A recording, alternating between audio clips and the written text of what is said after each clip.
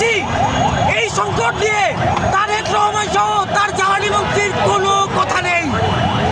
আমরা দেখেছি সারা দেশের আইন শৃঙ্খলা পরিস্থিতির কি নজিরবিহীন অবনতি ঘটেছে। ঢাকা শহর বর্তমানে পৃথিবীর সবচাইতে অনিরাপদ শহরে পরিণত হয়েছে, কিন্তু স্বরাষ্ট্রমন্ত্রী সালাউদ্দিন ব্যস্ত রয়েছেন সংবিধান নিয়ে। সংবিধান থেকে বের হয়ে সালাউদ্দিন সাহেব আইন শৃঙ্খলা ব্যবস্থায় মনোযোগ দিন। জ্বালানি মন্ত্রী আপনি আজকে কোথায়? যখন ঢাকার বসত বাড়িতে রান্না হচ্ছে না, আপনি আজকে কোথায় গেছেন?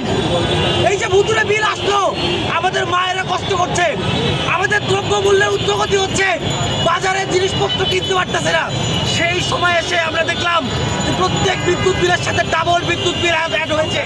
এই বিদ্যুৎ বিল, অতিরিক্ত বিদ্যুৎ বিল কি চাঁদার অংশ? আপনারা কি 10% বিদ্যুৎ বিলের সাথে জুড়ে দিয়েছেন? আমরা জানতে চাই যে এই ভোগান্তির কারণ কি।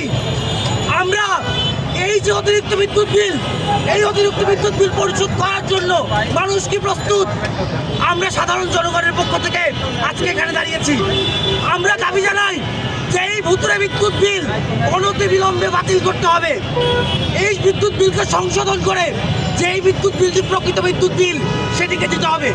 এবং সারা দেশে তারেক রহমান সরকার বাংলাদেশকে 4-5 ঘন্টা, 2 ঘন্টা, 3 ঘন্টা বিদ্যুতের যুগে ফিরাই দিছে। আমরা দেখছি যে গ্রামে বিদ্যুৎ নাই বললেই চলে, বিদ্যুৎ মাঝে মাঝে শুধু আসে। আজকে হারিকেন যুগে তারেক রহমান ফিরাই দিছে। ঢাকায় কোনো হারিকেনের দোকান এরকম করে নাই। আমার মনে হচ্ছে সামনের দিনে আপনারা যারা ব্যবসা করতে যান, আপনারা হারিকেনের ব্যবসা করেন, খুব ভালো ব্যবসা হবে। কারণ তারেক রহমানের সরকার বিদ্যুৎ এবং গ্যাস সাপ্লাই